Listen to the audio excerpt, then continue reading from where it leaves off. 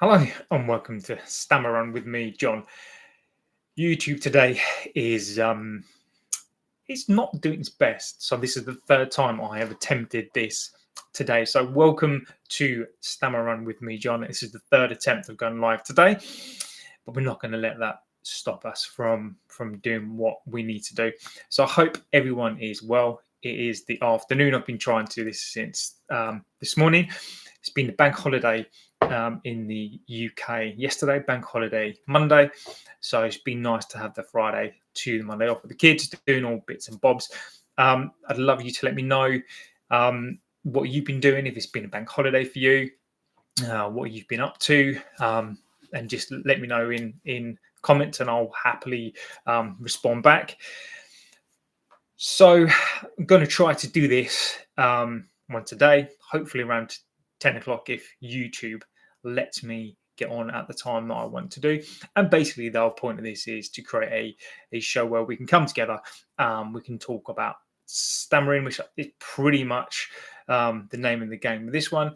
And we can talk about all different sorts of stuff. So I'm John. This is kind of the first kind of show that I'm trying to do every single day. I've done some live shows before, so this is one I'm going to try and do every single day. So what does the thumbnail say? The point of the thumbnail is this has to stop. Now, what has to stop? So I'm going to try and do a themed show every single day. So the theme of this show is the media.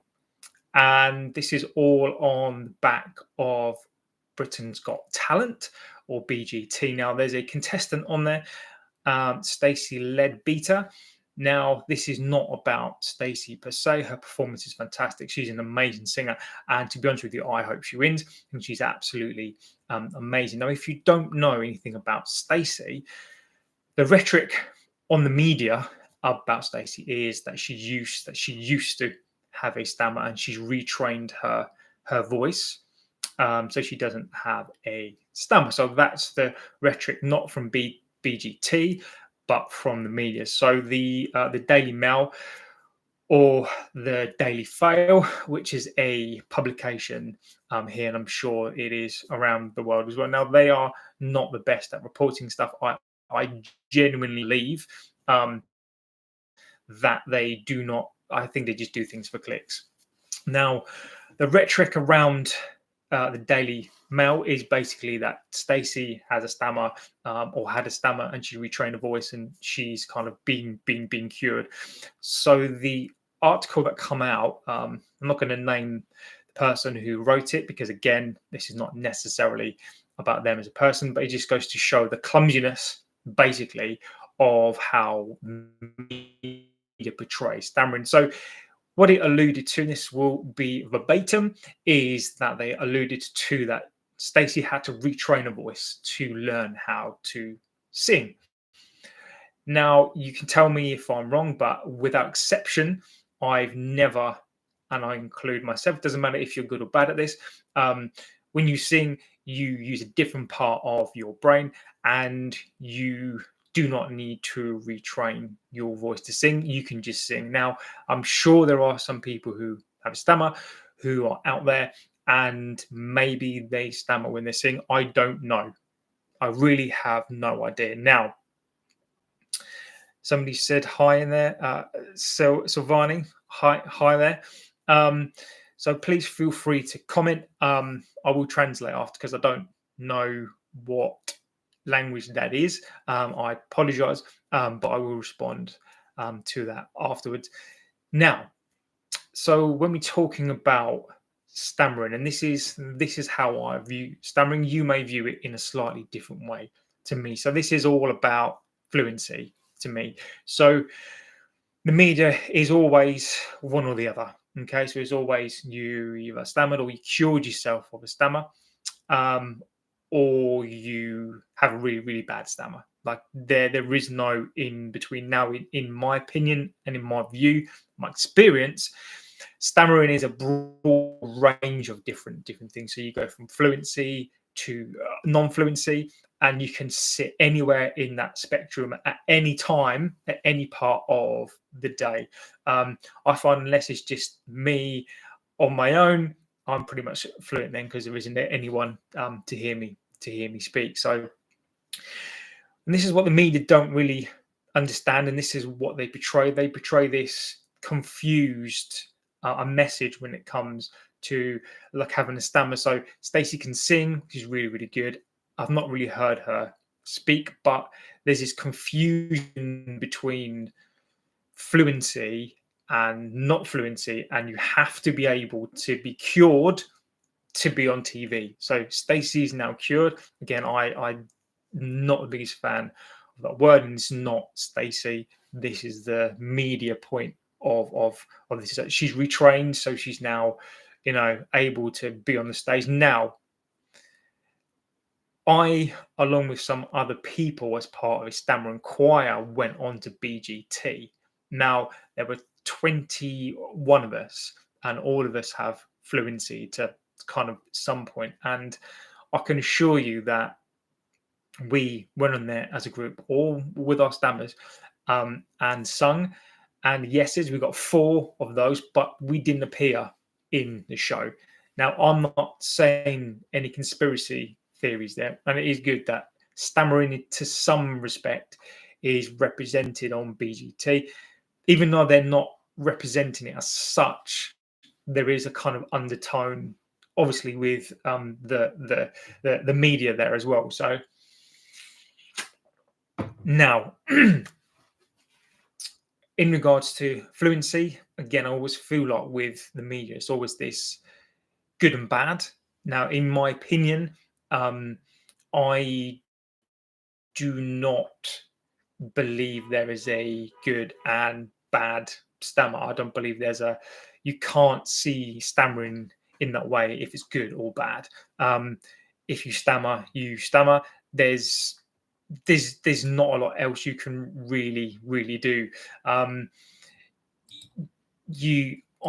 believe, and people may not think the same way as me, but you have levels of fluency. So as I've said, you are fluent potentially, for a whole day. You can be fluent for a year.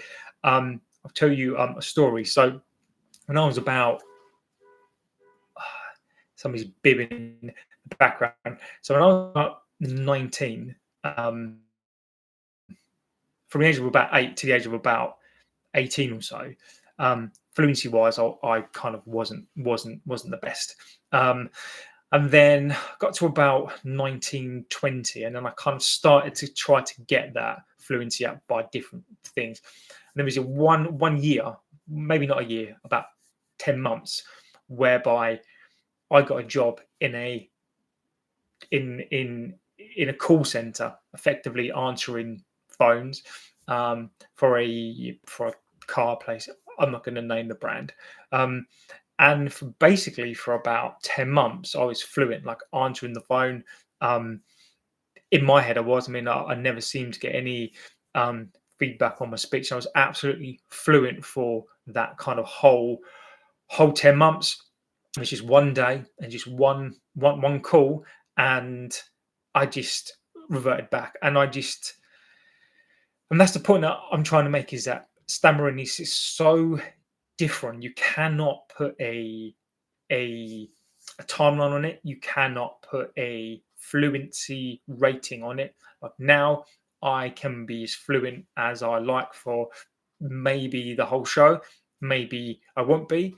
It really does depend on what I'm doing. Really does depend on the things that are there. So this rhetoric of the media to say that Stacey's now cured because she's retrained her voice and now she can sing because she's cured of it.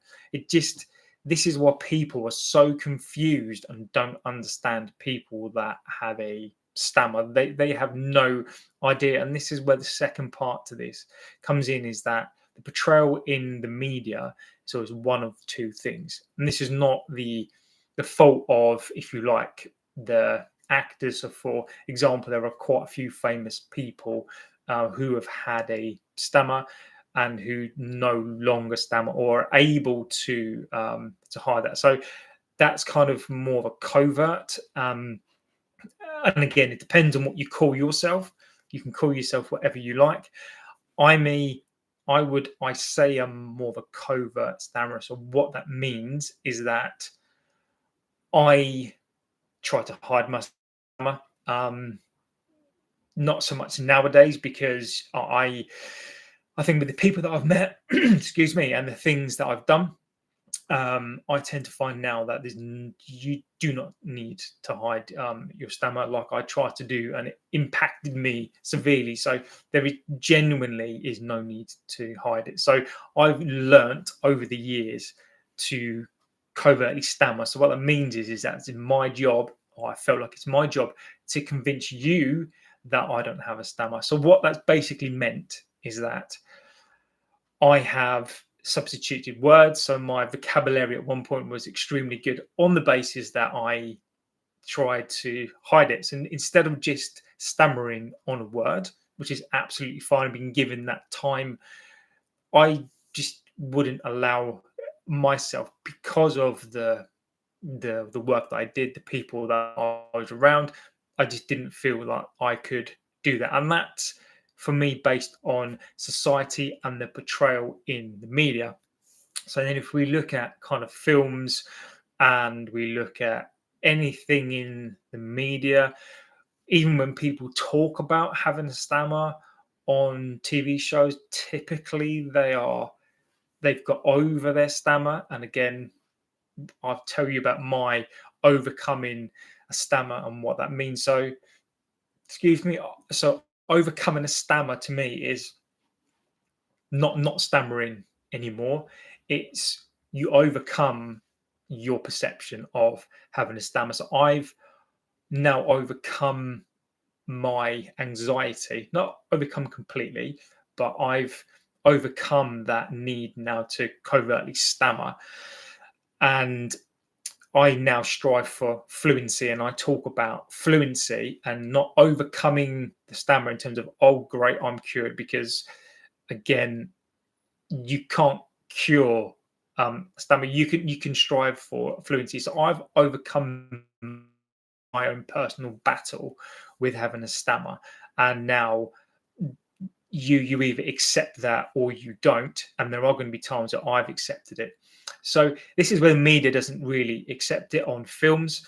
It's very rare on films that you see the kind of main star or whoever else who's the main part of the film who has a stammer or who's not fluent. There's only been a couple of films whereby I've seen a character portrayed very well who has a stammer, and the stammer is not just that person. So let me give you an example.